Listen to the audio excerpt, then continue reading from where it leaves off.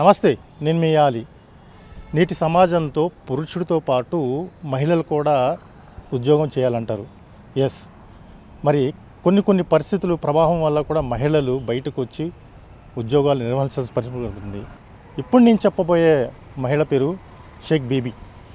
అయితే ఈ మహిళ చేత్తో కర్ర పెట్టుకుని నోట్లో విజిల్ వేసుకుంటూ టార్చ్ లైట్ వేసి నైట్ వాచ్మెన్ చేస్తుంది.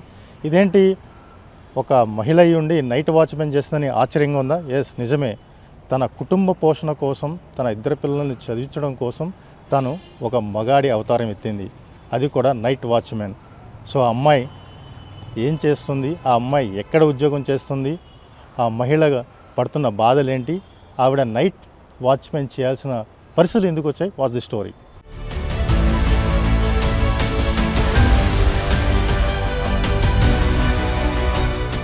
మన సమాజంలో కష్టాలను ఎదుర్కొంటూ జీవితాన్ని గెలవడానికి పోరాడే ఎన్నో మహిళల కథలు మనం వింటుంటాం.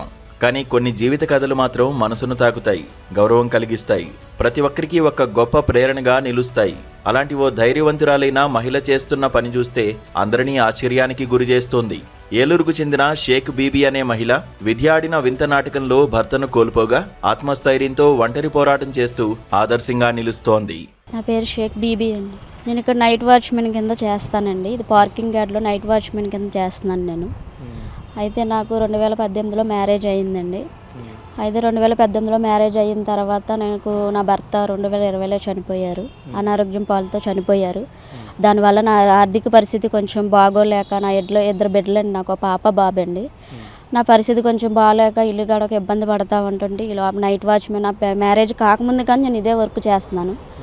నా భర్త చనిపోయిన తర్వాత ఇంకా నాకు తోడెవరు లేరని చెప్పేసి ఇంకా నా భర్త ఉద్యోగాన్ని నేను అలాగా సేకరించుకొని నా ఇద్దరు బిడ్డల్ని నేను ఇక్కడ నైట్ వాచ్మెన్ కింద చేసుకుని నా ఇద్దరు బిడ్డల్ని నేను చదివించుకుంటున్నాను.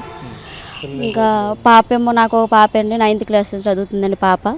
బాబు వచ్చేసి 1st క్లాస్ చదువుతున్నాడు. నైట్ వాచ్మెన్ కింద నేను ఇక్కడ వర్క్ చేసుకుంటానండి. మార్నింగ్ 9 కానించి ఈవినింగ్ వరకు నేను ఇక్కడే ఉంటానండి. హౌస్ కూడా ఇక్కడే నాది. ఇందులోనే ఇక్కడ వాచ్మెన్ కింద చేసుకొని ఇక్కడే నేను పిల్లలిద్దరిని చదివించుకుంటున్నాను. ఇక్కడ నేను చేస్తాను. నైట్ తెల్లవారులు కూడా కాపలా కాసుకొని అక్కడ నైట్ డ్యూటీ చేసుకుంటూ ఉంటున్నానండి. అసలు చాలామంది కూడా నన్ను హేళనగా మాట్లాడారండి. ఆడపిల్లవి ఏం చేస్తావు ఏంటి అని చెప్పేసి అన్నారండి చాలామంది. కానీ మగవాళ్ళతో పాటు ఆడపిల్ల ఎందుకు ఈక్వల్ కాకూడదని చెప్పేసి, నా పరిస్థితి బాగోలేదని చెప్పేసి నన్ను ఎవరైతే హేళనగా చేసి మాట్లాడారో వాళ్ళకన్నా నేను ఎదురు నిలబడి, ఒక మగవాళ్ళలాగా నేను నిలబడి చెయ్యాలని చెప్పి నా సాయశక్తులతోటి నేను ముందడుగు వేసి 20 సంవత్సరాల నుంచి నేను ఇదే ఉద్యోగం చేస్తున్నానండి. చేసుకొని నా ఇద్దరు బిడ్డలు నేను పోషించుకుంటున్నాను. మరి నా పరిస్థితిని కొంచెం గవర్నమెంట్ వాళ్ళు అర్థం చేసుకొని, నా ఆర్థిక పరిస్థితి బాగోలేదు కాబట్టి గవర్నమెంట్ పరంగా నాకు ఏదన్నా సహకారం అందించాలని నేను కోరుకుంటున్నాను. 2018లో వివాహం చేసుకున్న షేక్ బీబీకి 2 చిన్నపిల్లలు. 2020లో భర్త అనారోగ్యంతో మరణించడంతో ఆమె జీవితం ఒక్కసారిగా అంధకారమైంది. తండ్రి ప్రేమ తెలియని పసిపిల్లలను సాకడం కోసం ఆమె బయటకొచ్చారు. అయితే ఒంటరి మహిళగా సమాజంలో ఎదురయ్యే చిన్నచూపును, వేధింపులను తట్టుకోవడానికి ఆమె ఒక సాహసోపేత నిర్ణయం తీసుకున్నారు. తన స్త్రీత్వాన్ని దాచుకుని మగాడిలా వేషం కట్టి నైట్ వాచ్మెన్ వృత్తిని ఎంచుకున్నారు. నాకంటూ ఫ్యామిలీ ఉన్నా కూడా ఎవరు సపోర్ట్ చేయకపోవడం వల్ల నాకు గవర్నమెంట్ పరంగా కూడా ఎవరు కూడా నాకు సహాయం చేయలేదు. ఇతని పింఛను కూడా నాకు లేదండి. నేను ఎంతోమందిని అడిగితే ఎవరు కూడా నాకు సహాయం చేయలేదు. మరి ఈ గవర్నమెంట్లో అయినా సరే మరి నా పరిస్థితిని అర్థం చేసుకొని, నా బిడ్డల పరిస్థితిని కొంచెం అర్థం చేసుకొని మరి నాకు గవర్నమెంట్ పరంగా పింఛను పెట్టుకోవడానికి అవకాశం ఇవ్వమని అడుగుచున్నాను. పిల్లల భవిష్యత్తుకి కూడా నాకు ఏదో ఒక ఆధారం చేయమని అడుగుచున్నానండి. పిల్లలిద్దరినీ చదివించుకుంటున్నాను. పాపని చదివించుకుంటున్నాను, బావుని చదివించుకుంటున్నాను. గవర్నమెంట్ పరంగా మరి నేను ఇక్కడే ఉండి వాచ్మెన్ ఉద్యోగం చేసుకోవడం అంటే నాకు వచ్చే జీతం కూడా చాలా తక్కువే అండి. 10,000 జీతంతో నేను బతకాలంటే నా పిల్లలతోటి చాలా ఇబ్బందిగా ఉంటుంది. గవర్నమెంట్ పరంగా ఏమన్నా నాకంటూ సొంతంగా ఏమన్నా చిన్న వ్యాపారం లాంటిది ఏమన్నా సహకరిస్తే పెట్టుకొని నా ఇద్దరు పిల్లల్ని నేను పోషించుకుంటానని అనుకుంటున్నాను సార్. ఏ సెక్యూరిటీ అంటే ఇక్కడ 2 వీలర్లు ఉంటాయండి, 3 వీలర్లు ఉంటాయి, లారీలు అవన్నీ ఉంటాయి సార్. ఏ వస్తువు కూడా నేను 20 సంవత్సరాల్లో కూడా ఇక్కడ డ్యూటీ చేస్తున్నాను. నా వల్ల ఎటువంటి రిమార్క్ కూడా రాలేదండి. వాండర్ కూడా ఏమీ అనలేదు. ఆడదాన్ని ఏంటి నన్ను కూడా ఆయన కూడా లెక్కరే చేయండి. మా వాండర్ గారు కూడా చాలా సహకరించి ఆయన కూడా నన్ను ఇక్కడ ఉంచుకొని ఈ 20 సంవత్సరాలు కూడా ఎప్పుడు కూడా ఏ వస్తువు పోవడం నా వల్ల ఎటువంటి పొరపాటు కూడా జరగలేదండి. ఇంకా 5తోటే మా ఓనర్ గారు వాళ్ళు కూడా చూస్తే అలాంటి సిచ్యువేషన్ అయితే ఎప్పుడూ రాలేదండి. దొంగల పరంగా అలాంటి సిచ్యువేషన్ అయితే ఎప్పుడూ రాలేదు. ఒకవేళ అలాంటి సిచ్యువేషన్ వచ్చినా కూడా నేను ముందడిగేసి ధైర్యంగా చేయగలనండి. ఆ ధైర్యం లేకపోతే నా పిల్లల్ని ఈ 20 సంవత్సరాలు కూడా నా పిల్లల్ని ఈ స్థితికి నేను తెచ్చుకోలేను కదండి. ప్రస్తుతం ఏలూరులోని ఒక పార్కింగ్ యార్డ్లో షేక్ బీబీ నైట్ వాచ్మెన్గా పనిచేస్తున్నారు. చేతిలో కర్ర, నోటిలో విజిల్, టార్చ్ లైట్ పట్టుకుని అర్ధరాత్రి వేళ ఆటోలు, ద్విచక్ర వాహనాలకు కాపలా కాస్తున్నారు. దొంగల భయం ఉన్నా, ఆకతాయిల వేధింపులు ఎదురైనా వెరవకుండా తన విధిని నిర్వహిస్తున్నారు. తన పిల్లలు చదువుకుని ఉన్నత స్థితికి చేరుకోవాలి, నేను పడ్డ కష్టాలు వారు పడకూడదు అనే సంకల్పమే తనను ముందుకు నడిపిస్తోందని ఆమె ధైర్యంగా చెబుతున్నారు. హుసేన్ బి చెప్పమ్మా, ఏం చదువుతున్నావు? 9th క్లాస్ చదువుతాను. 9th క్లాస్ చదువుతున్నావు. ఏం చెప్తావు మమ్మీ గురించి? మమ్మీ మాకు చిన్నప్పటి నుంచి ఫాదర్ లేకపోయినా సరే మమ్మీ చాలా కష్టపడి మమ్మల్ని ఇంత పరిస్థితికి తీసుకొచ్చింది. తను లేకపోతే మేము లేము. వాచ్మెన్ జాబ్ చేస్తారని ఇక్కడ. Night watchman?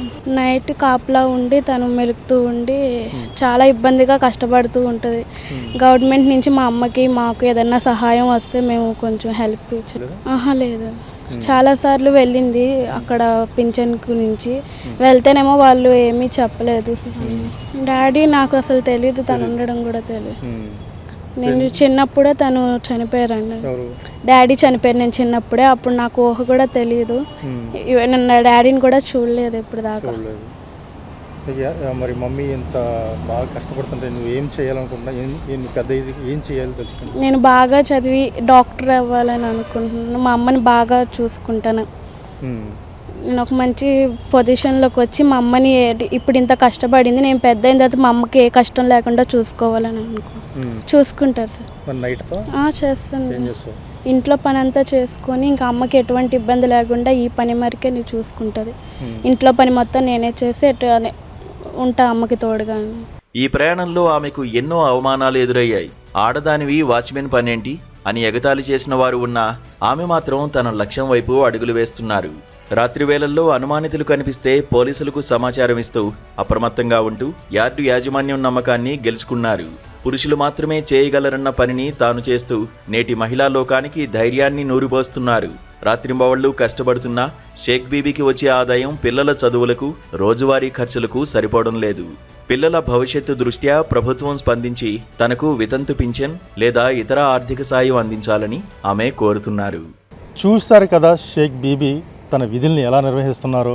నైట్ అంతా వాచ్మెన్ చేసి పిల్లల్ని పోషించుకుంటూ ఈ ప్రాంతంలో ఉంటున్నారు. ఏలూరుకు చెందిన పార్కింగ్ యార్డ్లో ఇక్కడే తన ఫ్యామిలీతో పిల్లలతో నైట్ డ్యూటీ చేసుకుంటున్నారు. వాస్తవానికి భర్త చనిపోవడంతో అప్పటి నుంచి ఇప్పటితో పిల్లల బాధ్యత ఆవిడే తీసుకొని ముందుకు వెళ్తున్నారు. ముఖ్యంగా తన కోరుకునేది వితంతు పింఛన్ ఇవ్వాలని చెప్పి తన కోరిక. అయితే భర్త చనిపోయి ఎన్ని సంవత్సరాలైనా సరే వితంతు పింఛన్ లేదని చెప్పి ఆవేదన వ్యక్తం చేస్తున్నారు. ఆర్థికంగా తన సహాయం చేయాలని చెప్పి కూడా కోరుకునే పరిస్థితి కనిపిస్తుంది. మరో మంచి ఎపిసోడ్తో మన ముందుకు వస్తాను. కెమెరామెన్ యూసుఫ్తో ఆలీ, ఏలూరు నుంచి.